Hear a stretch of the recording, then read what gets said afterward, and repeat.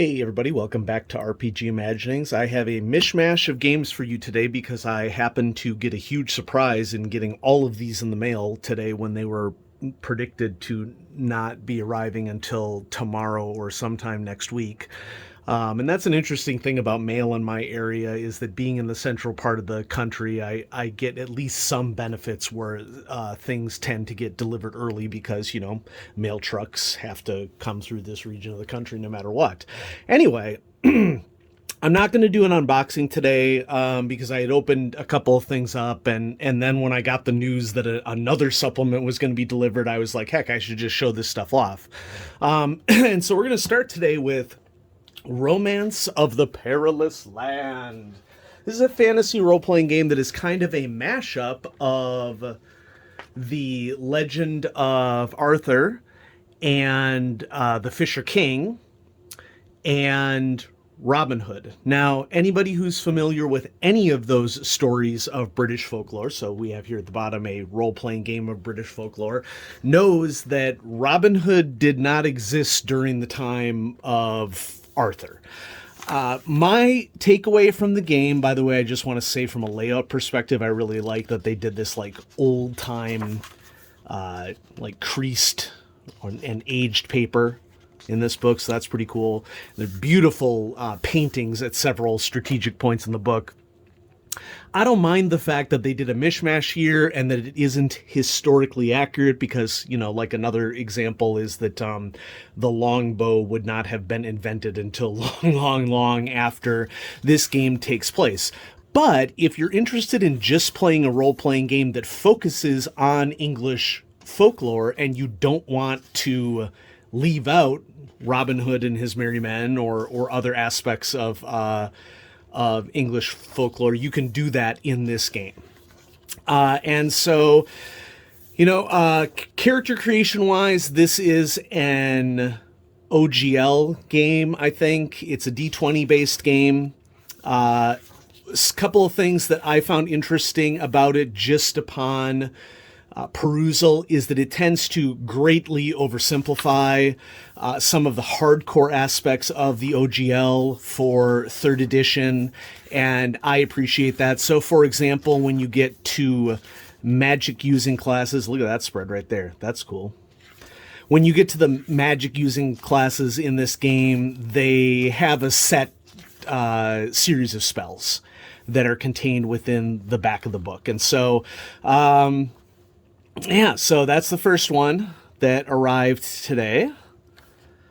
Cool. Looks like it's probably Lancelot laying there, would be my guess. And the back section of the book is all like English folklore, like beasties that you could populate the world with. And so, and then it ends here with a guide for game masters. One interesting thing about this book, and, I don't know what the history is of the production of this. I saw this on Orcus Dorcas's RPG Shenanigans YouTube channel, and so I'm really interested in British folklore, and so I wanted to pick it up.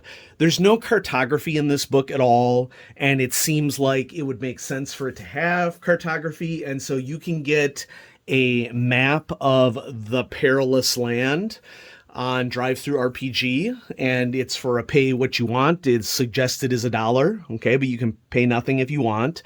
And this very much establishes it as not a historical game.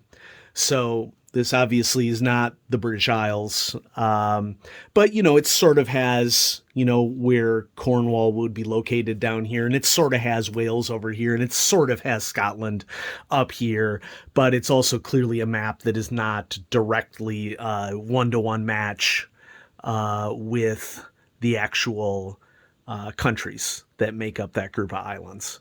So I would highly recommend that you snag the map because it's good to have some context for the game. But I'm very interested in reading this.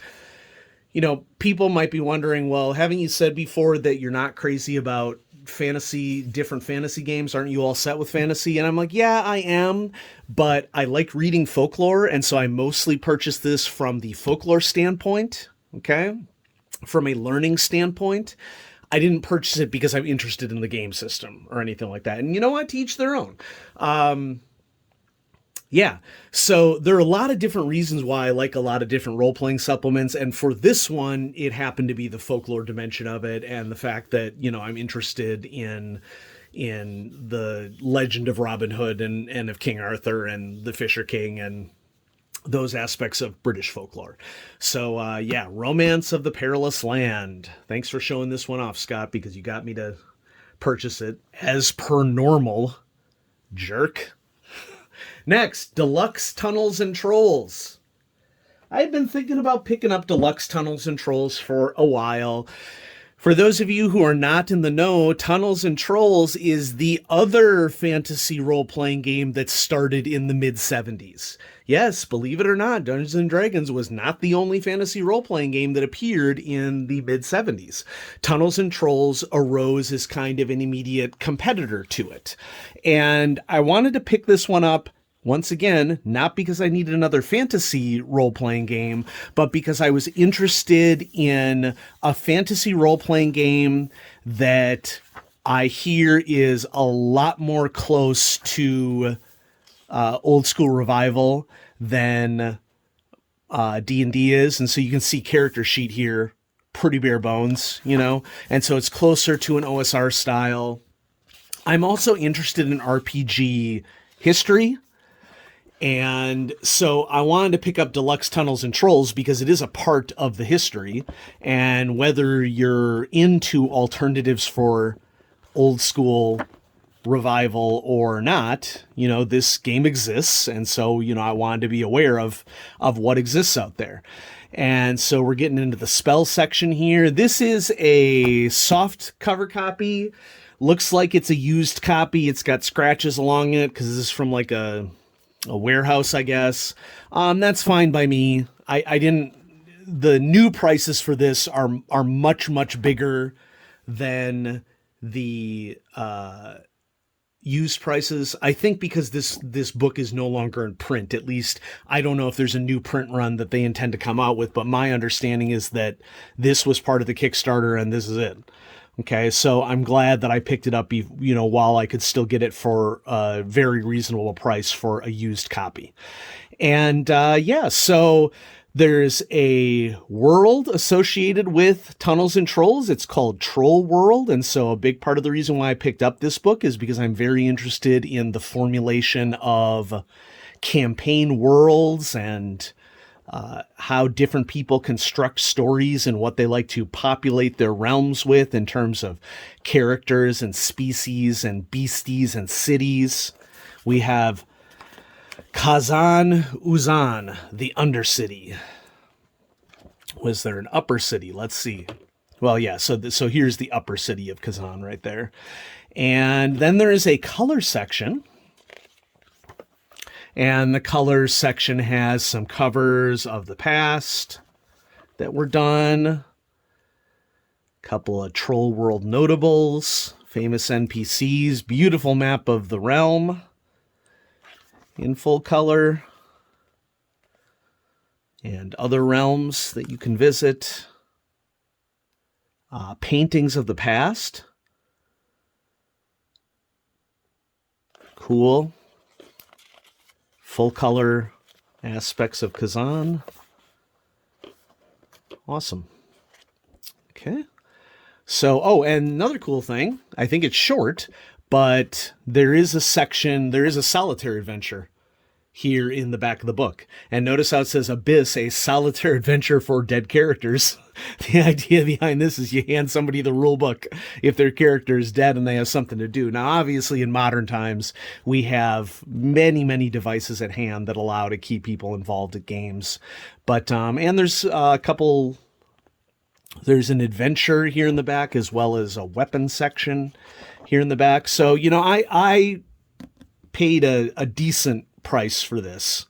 And so as a part of RPG history, that's part of the reason why I wanted to check it out. And I'm glad I got it before stuff got difficult to purchase. And then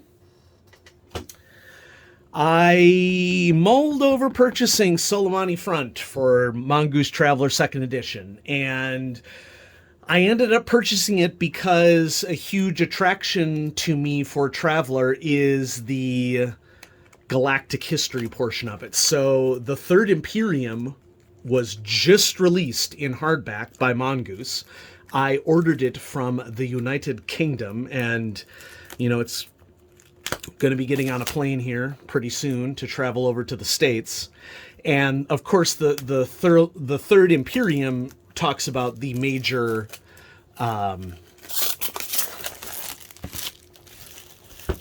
is civilization the right word? No, I would say the major government of the Traveller universe is the Third Imperium during the time in which Mongoose Traveller Second Edition takes place, and that is the classic era that Traveller has always taken place in. I picked up Solimani Front because Solimani Front is just another region of space that you can explore that is near where the Third Imperium is located, and this supplement also includes Terra, the original human homeworld, obviously. Okay, so the scene of bitter fighting in the Solimani Rim War tensions still run high in the Solimani Front. In the Solimani Rim, hardliners agitate for a campaign to retake Terra from the Imperials, whilst dissidents plot secession from the Solimani Confederation. In Alpha Crucius, independent worlds seek to chart their own course despite interference from the Confederation.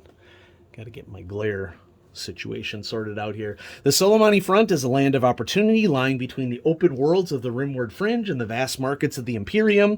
Cross-border trade and diplomacy form a backdrop for covert operations, intelligence gathering missions, and backstreet skullduggery. With factions pushing their own agendas at the expense of others, the knife and the bomb are tools of diplomacy to many. Under pressure from within and without, the Confederation struggles to maintain its independence and preserve its unique spirit. It is here that the Solimani claim to superiority will be tested in the crucible of the Solimani Front.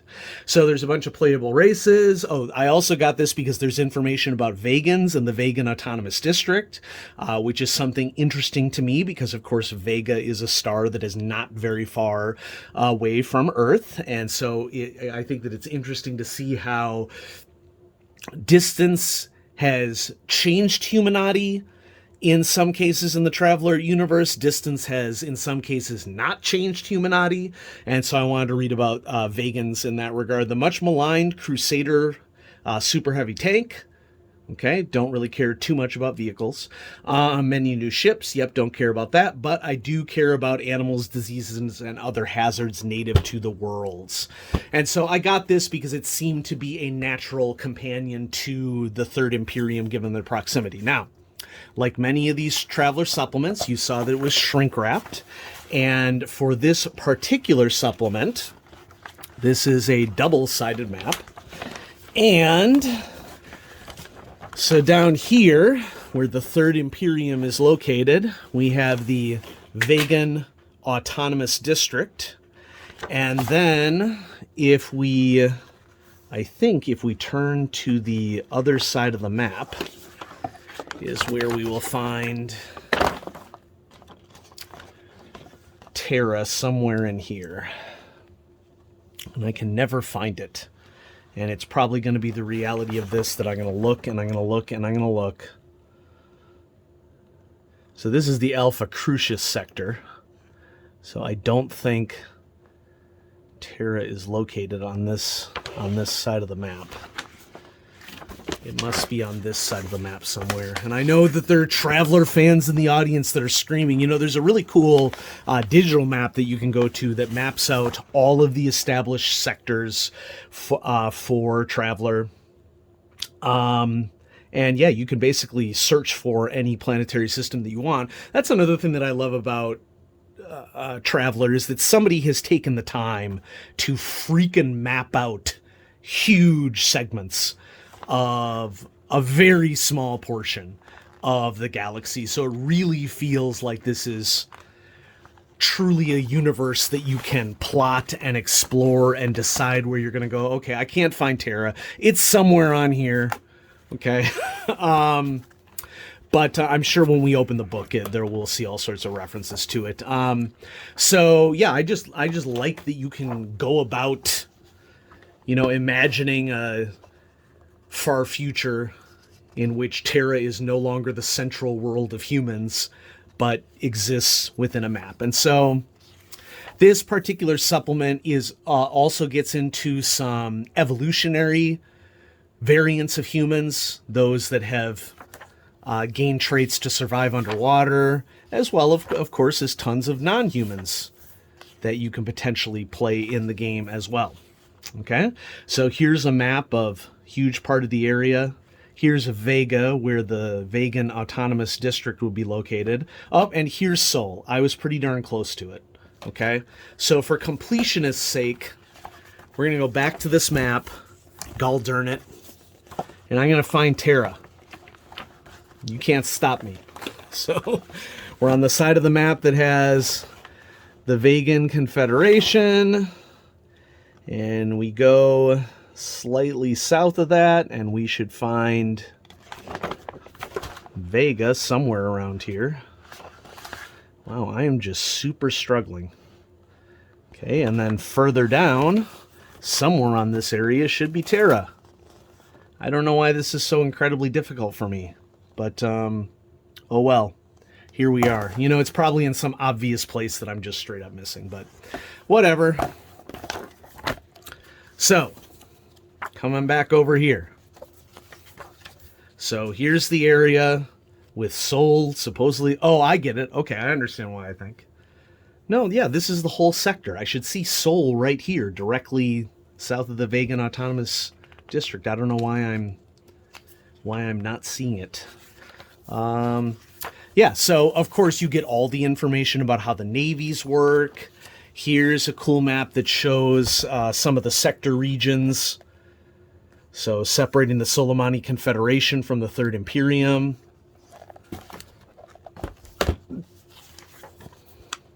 What's going on in Confederation territory, and so this is where you can get all your spy and other aspects of gameplay all going. I love me some good maps, so I'm going to be interested in checking those out. And then ships of the Solimani front. I'm just going to breeze through this. And then here's Vegan Autonomous District. I think I alluded to the fact that they were human before. They're not human. And so what's going on with the Vegans? Ooh, they're cool looking. Okay. Vegan glossary. And then how their ships are designed. And then corporate bodies and non-state organizations. Basically anything that I could get to flush out the Traveler universe, I'm all about. Variety is the spice of life for me for Traveler. A big part of the reason why I love Traveler is because you can basically run any style of game that you want in Traveler. Yes, it's a science fiction game, but you know, when you give people a galaxy of possibilities, you can basically do whatever you want. Okay, Solimani Rim with history, and then it basically gives a gazetteer of every little piece of the subsector, or I'm sorry, the map, every little piece of the sector that is in turn divided into subsectors. Okay, so for example, the Arcturus subsector, it gives you all the codes for all the planets, and yes, you need to learn to read the code statistics for Traveler. Okay, if you're big into logistics, Traveler is going to be a game for you because to a large extent, Traveler is all about logistics of space travel. So yeah, cool. Definitely glad I got this. And I should be receiving the Third Imperium sometime maybe over the coming weeks, given that it's coming all the way from the UK. So quite a mishmash in this video, but that was intentional. You know, I don't want the channel to be exclusively about one or two things. I started the channel for variety and RPGs that tend to be more out of the mainstream. And so that's why I made this video today. I got a bunch of really outside of the mainstream stuff. Okay, I mean, most people know Traveler, but, you know, Deluxe Tunnels and Trolls, bit of fantasy OSR history for role-playing games. This is actual OS. Okay, I shouldn't even be calling this OSR because this is not a revival. Okay, this is OS. This is old school right here. And then more modern Romance of the Perilous Land, and I'm really interested in diving into British folklore there. So thanks everybody for watching. I'm going to have some more great stuff coming at you on RPG Imaginings. Have a great day.